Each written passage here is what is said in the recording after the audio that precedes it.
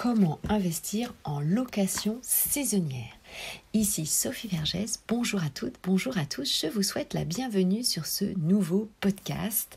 Aujourd'hui, nous allons connaître les 4 grands principes pour investir en immobilier en location saisonnière. Je sais que cela intéresse évidemment beaucoup d'entre vous parce que cela permet une certaine souplesse de location et une meilleure rentabilité. Mais avant de vous lancer, il faut connaître évidemment des précisions essentielles, notamment concernant évidemment les différentes autorisations, les diagnostics obligatoires, des notions bien sûr sur la durée, le prix du loyer que vous allez pouvoir évidemment mettre et puis quel est le contrat de bail. Allez, c'est parti, vous êtes prêts? Nous y allons.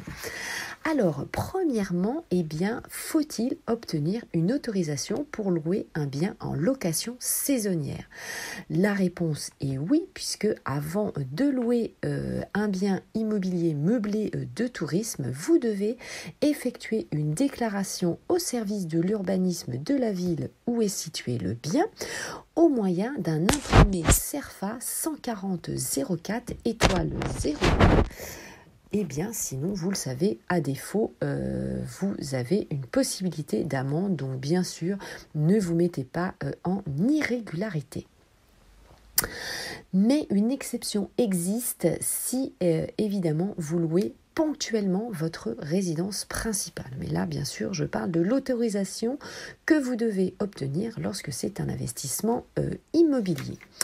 Alors, dans les villes qui ont décidé par délibération lors de leur conseil municipal les locations touristiques, donc pour les résidences principales ou secondaires, vous avez également un numéro d'enregistrement, numéro que vous allez publier dans chacune de vos annonces immobilières à la location.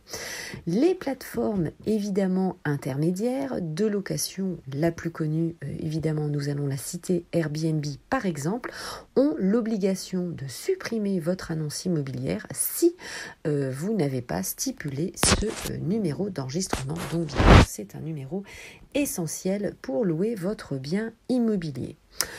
Ensuite, vous allez devoir changer l'usage de votre bien immobilier, puisque vous savez, chaque bien immobilier, bien sûr, a un usage et vous allez devoir vous y soumettre, puisque c'est en référence au code de la construction et de l'habitation qui régit évidemment ce changement d'usage.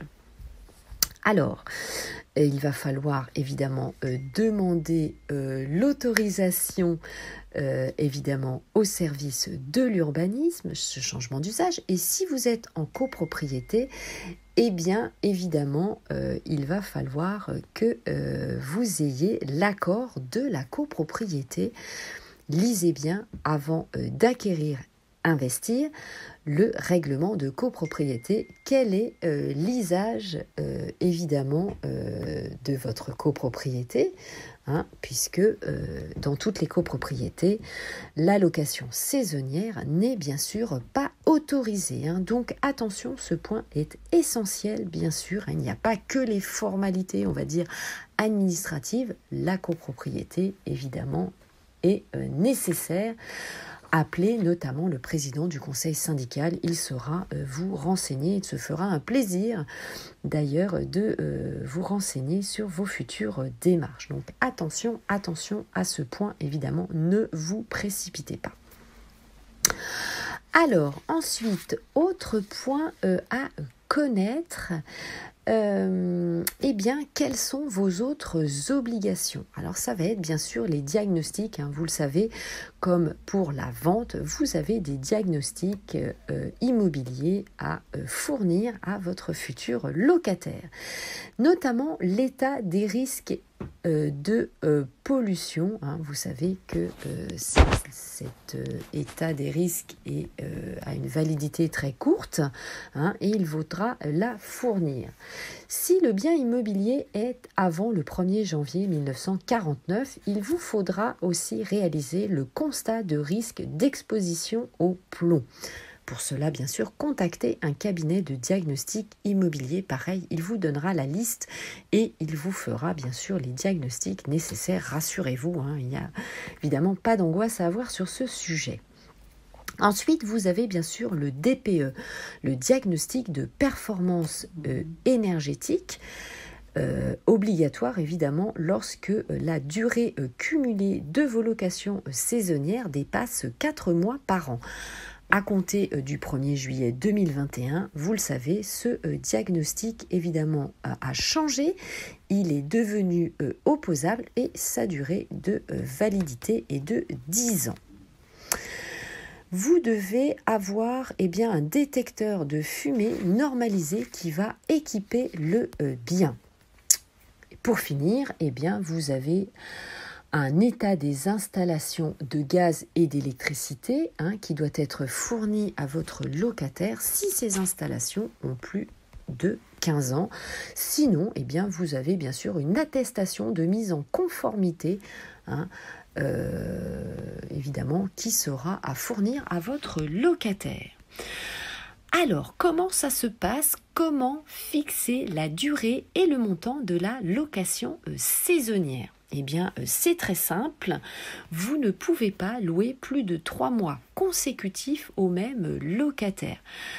Donc, cette interdiction concerne les locations dans les villes ayant mis en place la procédure d'enregistrement, notamment avec ce fameux numéro dont je vous parlais tout à l'heure. Mais il existe des exceptions, notamment s'il y a une obligation professionnelle, des raisons de santé ou en cas de force majeure, je vais y arriver. Donc tout cela, bien sûr, votre service de l'urbanisme pourra bien sûr vous renseigner.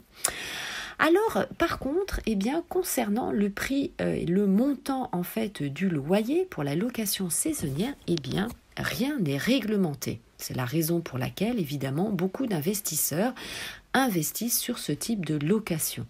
Mais attention, bien sûr, restez dans le prix du marché pour optimiser vos chances de louer, sinon évidemment vous ne pourrez pas louer.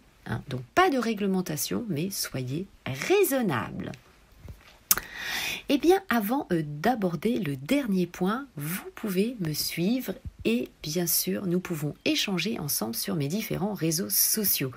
Mon compte Instagram, mon compte évidemment, mon groupe Facebook, Investir en immobilier, l'immobilier au féminin, ma chaîne YouTube et mon compte TikTok aussi. Et je fais évidemment des lives sur mon groupe Facebook Investir en immobilier, l'immobilier au féminin et sur Clubhouse aussi où nous pourrons échanger de vive voix puisque évidemment c'est un réseau audio.